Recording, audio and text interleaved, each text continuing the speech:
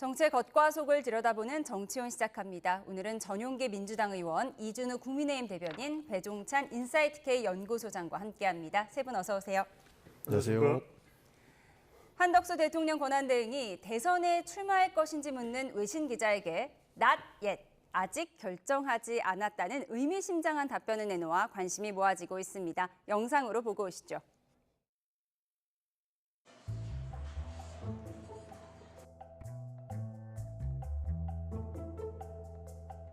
주로 미국 트럼프 행정부의 관세 조치에 대한 대응을 묻는 자리였는데 대선 출마에 대한 질문이 나왔습니다. 여기에서 한 대행은 아직 결정하지 않았다며 노코멘트라고 말했습니다.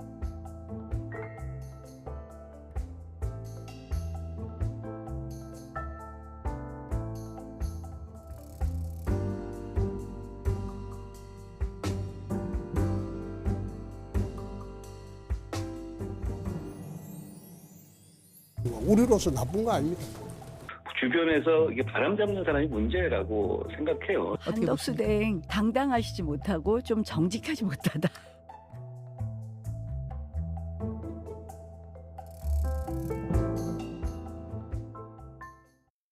네. 대선 차출론이 본격적으로 제기된 이후 한덕수 대행의 입장이 공개된 건 이번이 처음인데 not yet, 노코멘트라고 답변했습니다. 국민의힘 주자들 사이에서도 의견이 좀 분분한 것 같아요. not yet.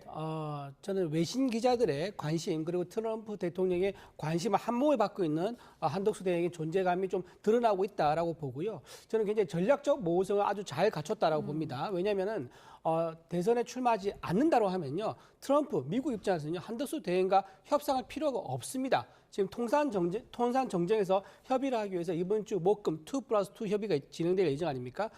한덕수 권한 대행과 얘기를 하면 이게 안정적으로 어떤 결과물을 도출할 수 있다. 이런 전략을 짜기에는 오히려 대선 출마에 대한 어떤 모호한 전략성이 가지는 게 더 유리하다. 이런 상황이라고 말씀드리고요. 또 만약에 대선을 출마한다고 하면 어떤 상황이 벌어지겠습니까? 민주당에서는 바로 아마 한덕수 대행을 또 탄핵을 할 겁니다. 그렇기 때문에 여러 가지 면에서 보면 현재 국정 공백을 막는 것, 그다음에 추경 편성하고 어떤 이제 사회 재난 대응 이런 것들 하기에는 현재의 어떤 전략적 모호성을 가지는 게 미국과의 카운터 파트너뿐만 아니라 국정 공백을 막는데도 굉장히 효과적인 전략이다. 네, 민주당 반응 잠시 후에 들어보기로 하고요. 어제 부활절을 맞아서 서울의 한 대형 교회를 참모진 없이 찾았는데 이게 대선 주자들의 필수 코스라고 하더라고요. 그렇죠. 눈도장, 그다음에 종교적인 명분 갖추기, 이런 군불대기라고 봐야 되겠죠. 제가 성문종합 영어를 다시 한번 더 봤습니다. 많이 이제 보는 또 영어 교과서 같은 것이니까요. 봤더니 보통은 안 할 거면은 probably not이더라고요. probably not인데 not yet이 아니라 not yet를 한 걸 보면 출마 가능성이 상당히 있는 것으로 보입니다. 좀 단계적으로 명분을 좀 쌓아가고 있는 것 아닌가, 네. 이런 판단이 듭니다. 이미 외신과의 인터뷰죠. 그다음에 여기에다가 교회, 그것도 명성교회면 대형 교회거든요. 순복음교회와 함께 이제 대형 교회인데 이 교회를 누군가와 함께 아니라 같다라는 것. 이건 이제 종교적 명분을 갖추는 그런 프레임이거든요. 그렇다면은 probably not이 아니고 not yet다. 그러면 그건 이제 다른 단어로는 순, 이주 뒤, 이런 식으로, 아니, 왜냐하면 아니라고는 안 하니까요. 그럴 가능성이 상당히 높아지는 것 아닌가라는 이제 인식을 하게 되는 것이죠. probably not이 아니라 not yet이기 때문에 긍정의 의미를 함구하고 있을 것이다라고 얘기를 해주셨는데 민주당에서는 한 대행을 향해서 노욕의 대통령 병자라는 말까지 나왔습니다. 이재명 후보에 이어서 최고위원의 목소리까지 듣고 오시죠. 그분의 노코멘트에 대해서는 저도 노코멘트입니다. 자기 장사에 정신 팔린 노욕의 대통령 병자가 선거 관리와 대미 협상을 단 한시라도 제대로 하겠습니까? 한덕수 대망론은 옛말이 됐고 이제는 스스로 대통령이 되셨나 봅니다. 너 자신을 날라, 이 소크라테스의 이 유명한 경구로 한덕수 권한대행께 경고합니다. 네, 이재명 후보가 저도 노코멘트라고 받아쳤습니다. 민주당에서는 한대행이 사실상 출마 의사를 밝힌 것이나 다름없다. 대통령병이다. 이렇게 비판 수위를 높이고 있었습니다. 실제로 간을 보는 것으로 평가할 수 있을 것 같습니다. 사실 이 부분을 긍정적으로 평가하기는 굉장히 어려운 것이 대선을 관리해야 될 심판이 본인이 뛰고 싶은 그 욕심을 내면에 가지고 있는 거기 때문입니다. 사실 그런 측면에서 한독수 권한대행의 저 모습들을 굉장히 비판적인 입장을 취할 수밖에 없는 것이고, 사실 한독수 권한대행이라고 하면은 이 정부의 이 과오들을 모두 책임져야 할 사람으로 평가됩니다. 실제로 한독수 권한대행이 출마 욕심을 들여내자마자 사람들께서 많이 하는 말이 뭘 잘했다고 한독수 권한대행이 출마를 하느냐라는 비판을 하거든요. 사실 지금 경제를 살리고 뭐 미국과의 외교를 위해서 한독수 권한대행이 필요하다라고 하는 목소리가 있다라고 하는데, 윤석열 정부의 단 한 명의 총리가 한독수 권한대행이었습니다. 지금 경제가 어떻습니까? 그렇게 대단한 사람이었으면 지금 경제도 좋았어야 됐죠. 윤석열 정부의 3년의 경제가, 그리고 민생이 살기 좋은 나라가 되었어야 마땅했으나 지금 그렇지 않고 최악의 경제 상황과 민생 상황을 보이고 있습니다. 그런 책임을 가진 사람이 본인이 다음 권력이 되겠다고 하면서 probably not이 아니라 not yet이라고 하는 그런 대답을 하는 것 보면 사실상의 많은 국민들께서 화가 날 법하다, 저는 그렇게 평가합니다. 그래서 한독수 권한대행이 출마하고자 하는 그 모습의 비판은 무서워서 하는 것이 아니고 기가 차기 때문에 하는 것이다, 이렇게 봐주시면 좋을 것 같습니다. 네, not yet의 의미에 대해서 세 분의 의견을 자세하게 들어봤습니다. 이런 분위기 속에 국민의힘에서는 이틀 동안 대선 경선 후보의 토론회가 이어졌죠. 예상대로 윤 전 대통령 탄핵에 대한 찬반이 화두였는데요. 듣고 오겠습니다. 계엄을 반대하시는 취지로 이해했습니다. 계엄 반대. 예. 그런데 탄핵에 대해서는 또 반대 취지를 가지셨단 말이죠. 탄핵을 반대하면서 실질적으로 피해가 없었다. 2시간간의 해프닝이었다. 한동훈 후보가 지금 그런 말을 할 자격이 있나? 지금 우리 당 후보로 나왔다는 자체가 잘못된 거 아니야, 그죠? 한동훈 후보가 내란머리 탄핵을 선동한 것 때문에 정말 결국 이 지경을 만들었다고 생각을 합니다. 배신자 프레임을 벗어나야 될 건데 어떻게 벗어나시겠습니까? 저는 국민을 배반하지 않기 위해서 계엄을 저지했습니다. 비상계엄 옹호해서 헌법 가치를 훼손하면서 어떻게 국민께 표를 달라고 할 수 있을까? 저는 그게 굉장히 걱정이 됩니다. 네, 저는 뭐 비상계엄을 옹호해 본 적도 없고 비상계엄에 찬성해 본 적도 없는 사람입니다. 예, 알고 있습니다. 그러나 대통령께서 이 비상계엄을 선포할 수밖에 없었던 그 사정, 안타까운 사정에 대해서 그건 책임이 민주당에 있다, 이렇게 생각합니다. 네, 예상했던 대로 찬탄파 한동훈 후보와 반탄파 나경원, 이철호, 홍준표 후보 사이에 설전이 벌어졌습니다. 계엄과 탄핵 키워드를 한동훈 후보가 먼저 꺼내들었는데요. 이 점이 자신의 경쟁력이라고 본 거겠죠? 한동훈 후보가 내세울 수 있는 거는 지금 계엄을 막았다, 이 얘기가 가장 클 것 같습니다. 왜냐하면 본인이 탄핵을 했다라고 얘기할 수는 없는 거죠. 지금 국민의힘에서 경선하고 있는 상황인데 지금 이재명 대표 입장에서 이재명 후보 입장에서 가장 고마운 그 국민의힘의 인사라면 아마 한동훈 전 대표가 아닐까 싶습니다. 이제 민주당 자체 의석수로는 계엄을 막을 수 없는 상황이었는데 거기에 이탈표를 만들어줘서 계엄을 가능하게 해줬으니까 아마도 계엄에 대해서는 상당히 고마운 존재일 겁니다. 그런데 이제 한동훈 대표 현재 나온 상황에서 내가 탄핵을 했다 라고 말할 수 없는 상황이고, 그러면 자기가 했던 사실 중에서 인정할 수 있는 거 하나밖에 없는 거죠. 그거는 계엄을 내가 막았다. 그러니까 이재명이 공을 가지고 있는 계엄을 막았다는 그 공을 본인이 좀 가져간다 그러면은 본인의 존재감을 좀 드러낼 수 있을 거다. 아마 이런 계산을 좀 하는 것 같아요. 그러다 보니까 탄핵을 했다라기보다는 계엄을 막았다, 여기에 방점을 두면서 얘기를 하는 거고요. 지금 국민의힘 있는 후보 입장에서는 계엄을 막은 이 과정에 있어서 계엄이 너무 좀 숙고되면서 논의되면서 속도 조절 조절 없이 그냥 이렇게 민주당에서 얘기한 내란 프라임에 선동 당해서 바로 개혁 막는 걸로 넘어가면서 탄핵까지 이어진 거. 여기에 대해서는 아마 국민의힘에 있는 우파 지지자들이 상당히 좀 비판적인 시각으로 보고 있을 거다. 일단 그렇게 보이기는 합니다. 예, 나경원, 이철우 후보는 이 사태를 만들어낸 장본인이 한동훈 후보다, 사퇴하는 것이 좋겠다, 이런 의견으로 공세를 이어갔는데요. 어떻게 보셨습니까? 정말로 후한무치한 것이죠. 이 불법 계엄과 이 내란 상황을 만든 것을 반성해야 마땅하나 그것을 옹호하고 있고 실제로 그 계엄을 할 수밖에 없었던 상황이라고 하면서 그 불법 계엄의 정당성을 부여하려고 하는 모습들을 보면 정말로 분노할 지점이 많다라는 것을 저는 저 토론회를 보면서 느꼈었습니다. 사실 뭐 계엄을 할 수밖에 없었다, 이것은 전형적인 가해자 논리거든요. 그러니까 민주당이 패악질을 했기 때문에 그것을 경고하기 위해서 계엄을 선포했다라고 말하는 건데, 쟤네들이 맞을만 했으니까 나는 때리려고 한 거야 라고 하는 가해자 논리와 일맥상통합니다. 어떻게 그렇게 폭력을 정당화할 수 있는 발언을 할 수 있겠습니까? 심지어 그것이 잘못되었다로 헌법재판소에서 판단을 해서 윤석열 전 대통령은 파면당했습니다. 근데 그 파면 상황을 놓고도 이렇게 말하는 걸 보면 국민의힘 전당대회 그리고 국민의힘 대통령 후보 선출하는 과정에서 절대적으로 반성하는 모습은 보이지 있지 못하다. 저 사람들에게 다시 한번 권력을 맡겼을 때에는 어떠한 일이 발생할지 모른다라고 하는 것을 저는 뚜렷하게 볼 수 있을 것이라고 평가할 수 있을 것 같습니다. 사실 만약 계엄 상황이었으면 어떻겠습니까? 저희는 죽을 각오하고 국회에 들어갔다라고 평가합니다. 실제로 저도 헬기가 들어오고 경찰이 제 앞을 막았기 때문에 담을 넘었는데요.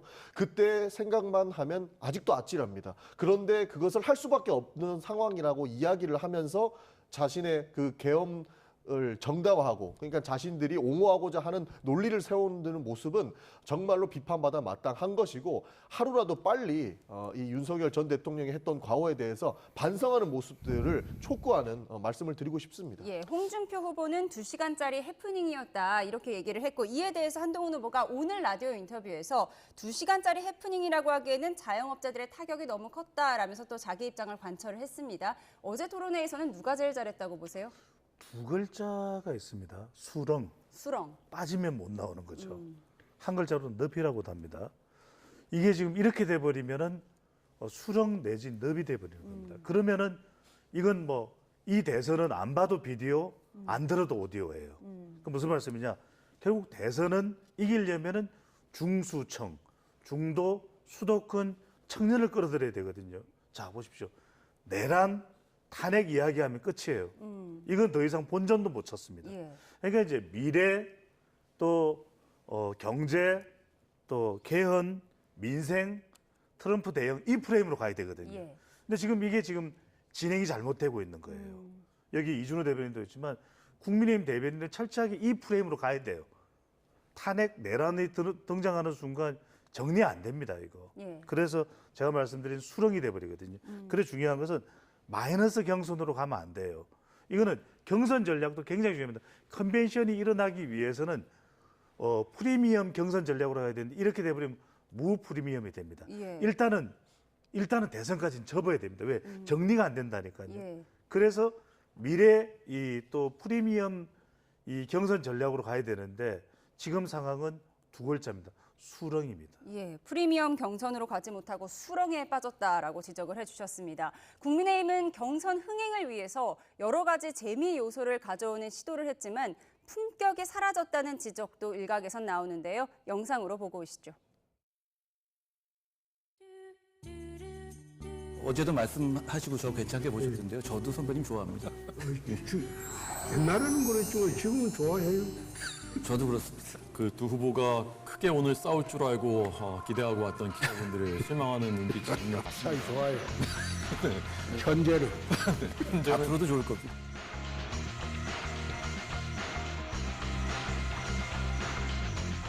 저 키도 크신데 뭐 하려고 키 높이 구두를 신습니까? 그 다음에 뭐 생머리냐, 뭐 보정 속옷을 입었느냐, 이 질문도 내가 유치해서 안 하겠습니다. 유치하시네? 네.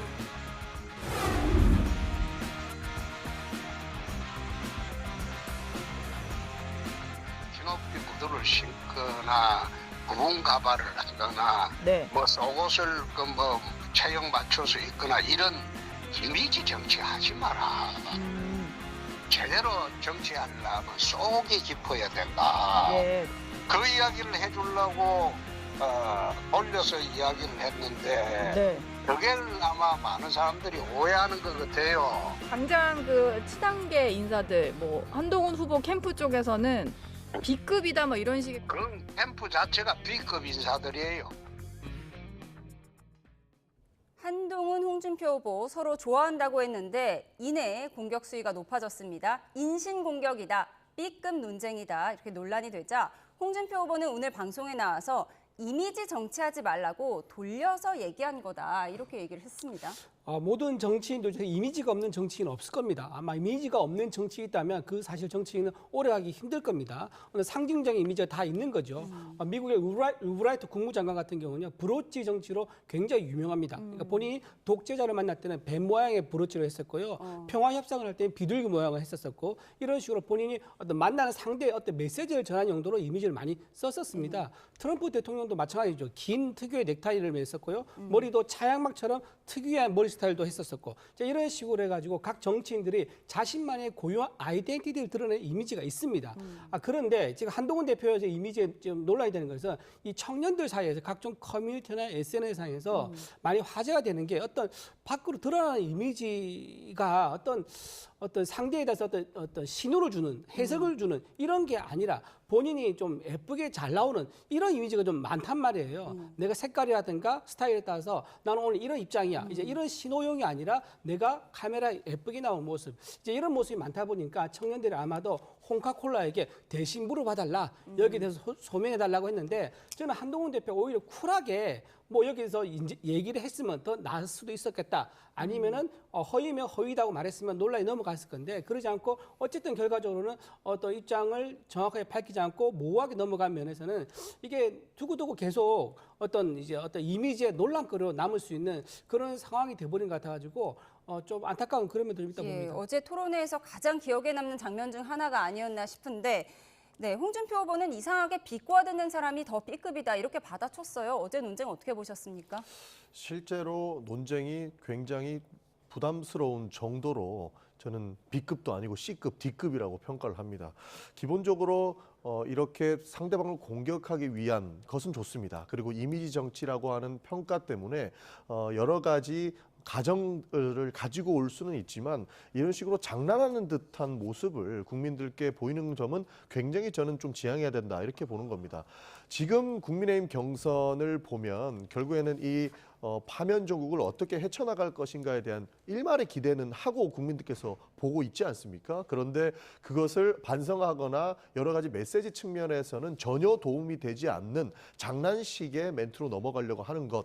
사실상 받아들여지는 사람들보다 말한 사람이 잘못됐다라고 평가받으면 그것은 실패한 메시지인 것이죠. 저는 이번에 전당대회에서 홍준표 후보가 보여준 모습은 실패한 정치의 전형을 보여줬다라고 평가를 합니다.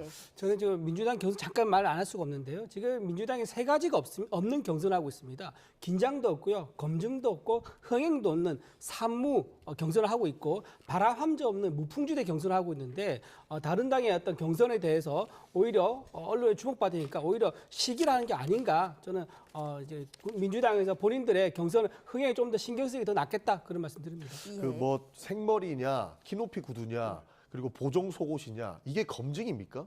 사실 저는 굉장히 알고 싶지 않은 부분들을 실제로 대통령이 되고자 하는 후보들 입에서 들었다는 것이 더 충격적인 겁니다.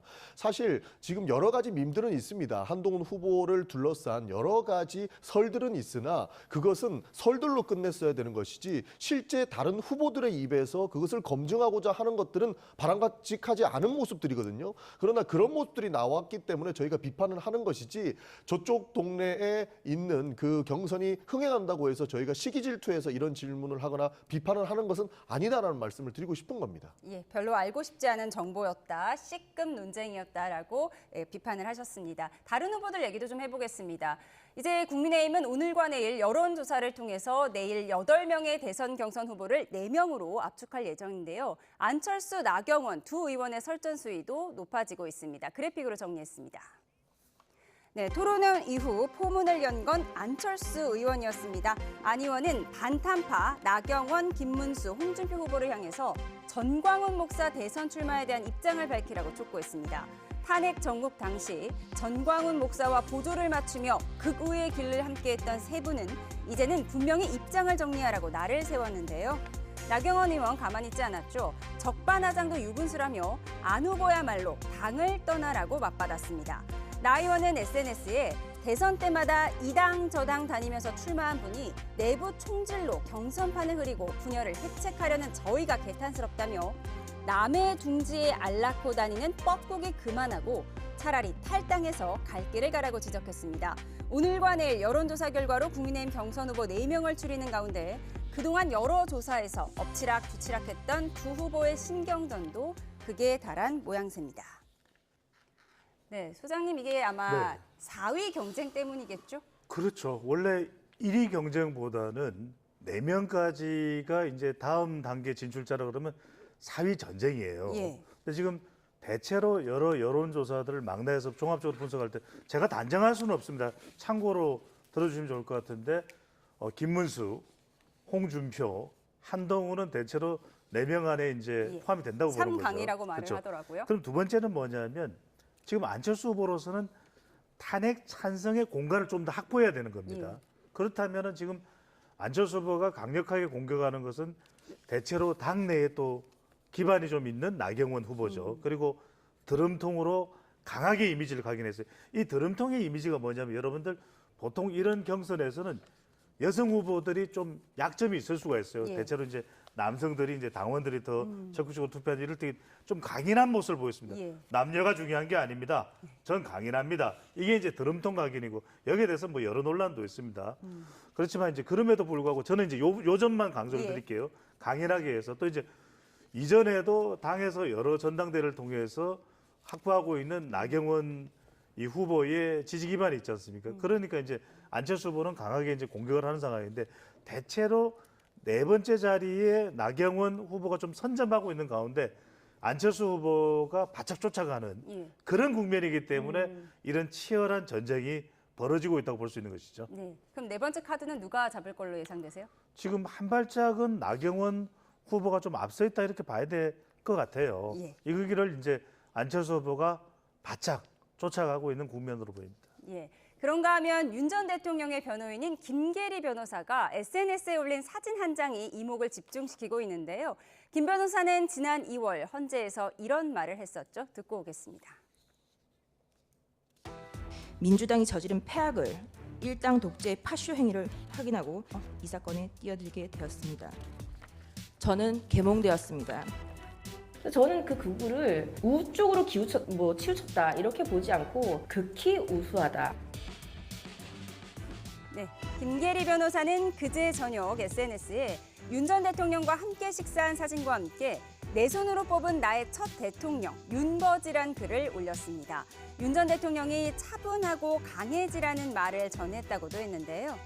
윤 전 대통령의 탄핵 심판 대리인단에 속했던 김계리 베이철 변호사는 지난 17일 윤 어게인 신당 창당 기자회견을 예고했다가 4시간여 만에 유보하기도 했죠. 그래서 이 같은 사진 공개가 윤 전 대통령이 신당에 힘을 실어주는 것 아니냐는 추측도 나왔는데요. 용산 대통령실이 국민의힘 대선 경선 후보 등을 상대로 진화에 나선 모양새입니다. 홍준표 경선 후보가 대통령실에서 전화를 받았는데 윤석열 신당설은 몽상 또는 낭설이라고 했다는 겁니다. 그런데 앞서 김종인 전 비대위원장은 조금 다른 해석을 내놓기도 했는데요. 듣고 오겠습니다.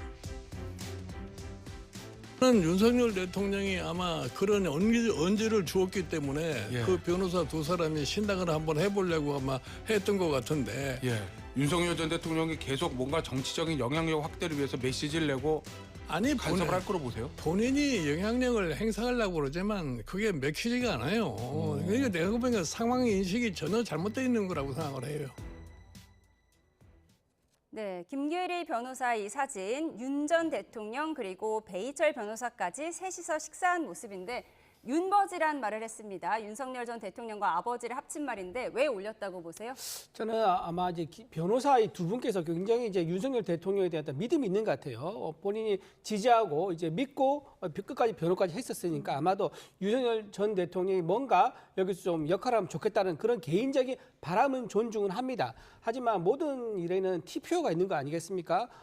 때와 이제 상황과 이제 장소가 맞아야 되는데 지금 상황 어떤 상황이냐면 국민의힘과 민주당이 국가 미래를 두고 다투는 그러니까 미국으로 같이 가서 협력해서 자유시장 체제를 유지하느냐 아니면 우리나라가 중국과 같은 편을 먹어가지고 미국에 맞서 싸울 것이냐는 이런 중저대한 갈림길에 있는 상황이어서 여기서 국민의힘 경선 후보를 잘 뽑는 거 이게 굉장히 중요한 상황입니다. 그런데 시선을 분산시키는 저렇게 윤석열 전 대통령을 끌어와서 신당까지 거론한 것은 굉장히 좀 타이밍상 맞지 않다는 생각이 좀 들고요. 더군다나 이제 저 신당 창단 얘기를 좀 취재해봤더니 그 자유대학 출신들에서 그 대학생들이 있습니다. 대학생들도 같이 하자고 처음에 얘기가 나왔었다고 하더라고요. 근데 대학생들이 거기에 선을 끄는 거예요. 우리는 이번 지금 상황에서 국민의힘을 지지하고 경선 흥행이 더 중요한 것이지 윤석열 전 대통령의 이름의 신당은 좀 맞지 않다라고 하면서 빠졌습니다. 그러다 보니까 변호인 단 2명이서 이거를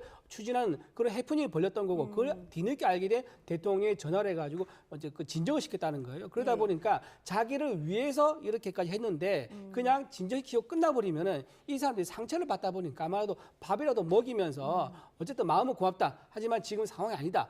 그런 의미의 자리에서 마련한 식사 자리가 아닐까 하는 생각이 드는데 김계리 변호사가 저렇게 또 사진을 올린 것은 아까 말씀한 대로 그 맥락상 좀 상황에 맞지 않는 그런 불필요한 오해를 만들었다. 좀 그렇게 좀 생각합니다. 밥은 먹을 수도 있지만 사진까지 올린 건 적절치 않았다. 그렇죠. 이렇게 얘기를 해주셨습니다. 근데 민주당에서는 윤 전 대통령의 사저 정치가 시작된 거냐 이렇게 비난 수위를 높이고 있어요. 실제로 메시지가 뚜렷하지 않습니까? 저렇게 자기한테 충성하는 사람들과 자리를 하면서 여러 가지 조언도 해주고 정치적 영향력을 발휘하고 있다라고 하는 것을 저희는 사진으로 읽을 수 있기 때문에 실제로 충성심이 가득하면 본인들과 함께할 수 있다라고 한 메시지를 국민의힘 일부 지지층들에게 보내고 있다. 저는 그렇게 평가합니다. 실제로 배신자가 있다라고 하는 표현까지 나오고 있는 상황 아니겠습니까? 실제로 한동훈 후보라든지 안철수 후보 같은 경우에는 뭐 탄핵을 잘했다라고 평가하지는 않지만 계엄이 잘못됐고 계엄을 강을 건너야 된다라고 이야기하고 있는 상황 속에서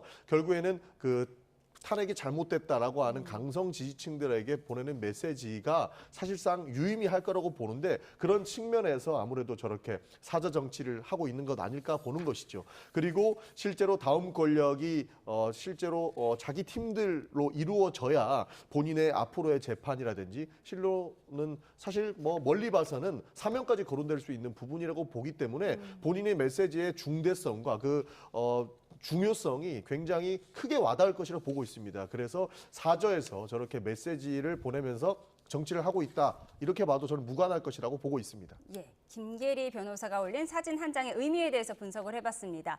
그렇게 이어서 오늘 나온 리얼미터 여론조사를 좀 보도록 하겠습니다. 그래픽 보여주시죠.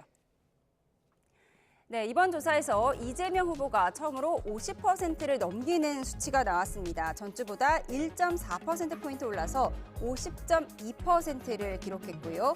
김문수 국민의힘 대선 경선 후보가 12.2%, 한동훈 후보 8.5%, 홍준표 후보가 7.5%로 뒤를 이었습니다. 이재명 후보는 범여권 주자들과의 3자 가상 대결에서도 높은 수치를 나타냈는데요. 김문수, 이준석 후보와 맞선다면 54.2%, 한동훈, 이준석 후보와 대결하면 54.6%를 기록할 거라는 예측이 나왔습니다. 내일 발표되는 국민의힘 경선 1차 결과를 가늠해 볼 수 있도록 국민의힘 주자들만 놓고 보겠습니다.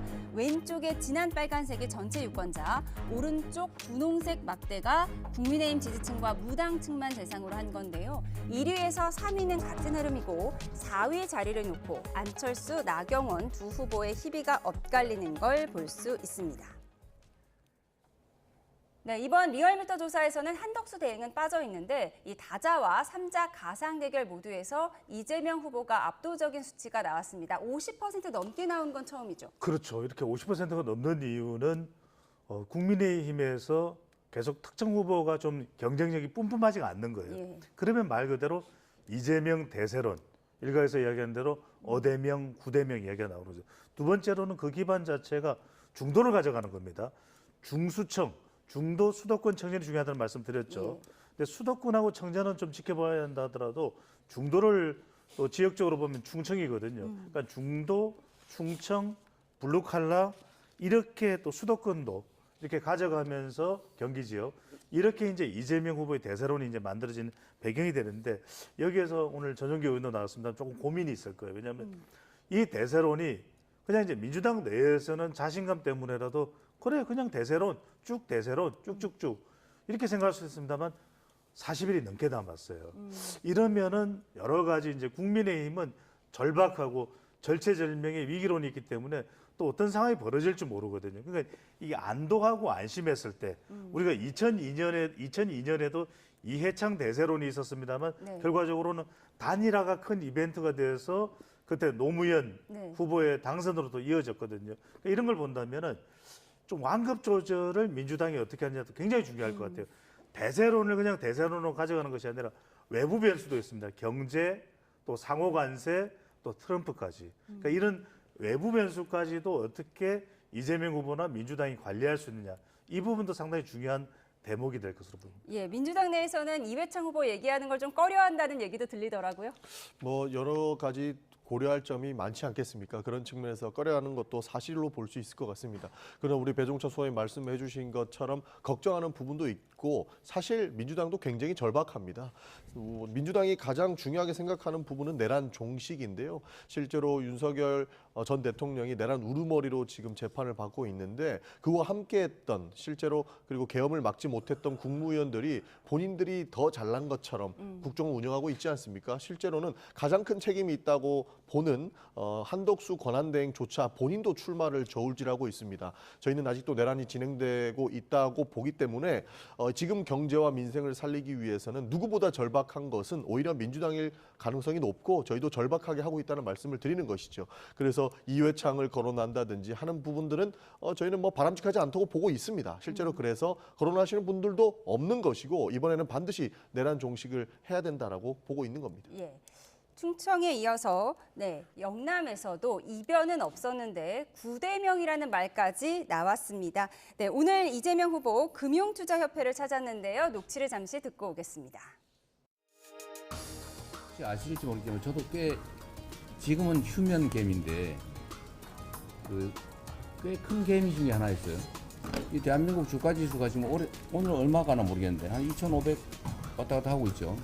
이게 한 5천 정도, 4천 정도 넘어간다면 우리나라 대한민국의 국부가 늘어나지 않습니까? 네, 이재명 후보가 주가 5천 시대를 내걸었습니다. 국민의힘에서는 이런 공약을 볼 때마다 또 어떻게 대비를 해야 할지 고민이 많을 것 같아요. 지금 이재명 대표의 가장 약점 중에 하나라고 할 수 있습니다. 경제정책입니다. 경제정책이 지난번 경기도지사 시절에 보면은 이게 시장주의, 그러니까 시장을 키워서 그 몫을 나눠 먹는 것, 잉여 이익을 나눠 먹는 이런 개념이 아니라 현재 있는 시장에서 나눠 가지는 것. 그 분배를 우선시하는 거죠. 지난번에 또 재난지원금 같은 경우는 뭐 한번 배포한 적이 있었는데 경기도에서 배포를 했었습니다. 전에 배포했었는데 그때 어떻게 쓰였는지 살펴봤더니 30% 정도만 소상공인에게 소비할 때 쓰였고 나머지 70%는 전부 다 저축을 한 거예요. 저축하고 빚을 감다 쓴 거예요. 그러니까 이재명 대표가 추진했던 지난 시절의 경제 정책들이 이렇게 사회주의적이고 시장 성장에 도움이 되지 않는다라는 이런 평가가 있다 보니까 본인이 가장 지금 가지고 있는 게 만약에 내 카운터파트로 경제관료 출신이자 시장주의자인 한덕수 권한대행이 나오면 어떡하나 이런 긴장을 많이 한 것 같아요. 그러다 보니까 경제 정책에 있어서 적극적인 행보를 보이고 있는 거 이게 역설적으로 아마 경제에서는 가장 자신 없다는 걸 드러낸 게 아닌가 그런 생각을 좀 해봅니다. 예, 이재명 후보 지금은 휴먼 개미인데 나도 꽤 큰 개미 중에 하나였다 이런 말을 했는데요. 짧게 반박 듣겠습니다. 실제로 이재명 대표의 경제정책이 약점이라고 하는 부분은 어디서 평가 나온 것이 저는 되묻고 싶은 심정입니다. 오히려 경제는 민주당이 더 잘해오지 않았습니까? 지금 윤석열 정부가 굉장히 많이 망쳐놨지만 과거에 주식시장도 문재인 정부에 더 활성화가 돼 있었습니다. 그래서 경제는 민주당이라고 하는 저희가 슬로건도 지속적으로 이야기를 해왔던 부분이 있는 것이고요. 어떠한 근거를 보고 오셨는지는 모르겠는데 이재명 경기지사의 그 경제 정책은 굉장히 성공적으로 평가를 받습니다. 그리고 뭐 한 70%는 저축을 했다고 하는데 3개월 뒤면 소멸되는 지역 화폐를 어떻게 저축한단 말이죠? 사실상 근거 없는 데이터를 가지고 이재명 대표가 오히려 강점일 수 있는 경제 정책을 약점으로 비하하는 것에 불과하지 실제로 민주당이 집권했을 때 경제 상황은 더 좋았던 것이고 문재인 정부에서 어렵다고 비판 많이 했지만 그때 코로나를 굉장히 세계적으로 잘 막아냈고 경제를 잘 부흥시켰다는 평가도 받습니다. 그래서 강약을 놓고 봐야 되는 것이기 때문에 저는 이재명 대표가 오히려 주식시장에 대해서 더 많이 알고 실제로 본인도 개미 출신이고 투자를 여러 번 해왔던 사람들이기 때문에 경제 정책이 오히려 더 강점이고 민주당이 훨씬 더 잘할 수 있으니까 걱정 안 하셔도 된다는 말씀 드리고 싶습니다. 잠깐 경제가 민주당이가 제가 한번 드리겠는데요. 지난해 부동산 정책 있지 않습니까? 26번 실패했습니다. 그리고 부동산 통계가 정부에서 주도적으로 발표했었는데 그게 전부 다 조작인 걸로 밝혀졌지 않습니까? 민간 기업과 통계 조작이 다르니까 그걸 또 다시 민간 기업을 없애버리라는 등의 그런 지시까지 내릴 정도. 그리고 또 하나 청년 실업자가 굉장히 많이 늘었습니다. 실업 그 최저임금이죠. 최저임금을 갑자기 올려버리니까 소상공인들의 청년들 고용을 유지할 수가 없는 거예요. 그렇게 해서 경제가 다 무너지고 벼락 거지가 나오고 이런 얘기 나왔는데 경제를 말 자격이 없다. 오히려 유승열 정부 때는 GNI라고 해서요. 지난번에 건국 이래 처음으로 1인당 국민 총소득이 일본을 앞질렀었고요. 미국도 작년에 건국 이래 처음으로 미국이 가장 많은 수출 실적을 낸 그런 정권이었다. 그 말씀 드립니다. 그러니까 아까 한동훈 후보가 뭐라 그랬냐면 지금 자영업자들은 코로나 때보다 더 힘들다고 얘기했답니다. 그게 한동훈 후보의 얘기예요. 코로나 때도 잘 지켜온 경제가 갑자기 더 망가졌다라는 것을 국민의힘 후보가 얘기했습니다. 그런데도 그런 말 쓸 수 있겠습니까? 예, 민주당 당원들이 아마 경선 판단하실 이야기까지, 겁니다. 예, 양쪽의 의견을 다 들어봤습니다. 지금까지 전용기 민주당 의원, 이준우 국민의힘 대변인, 배종찬 인사이트K 연구소장 세 분과 함께했습니다. 고맙습니다. 감사합니다.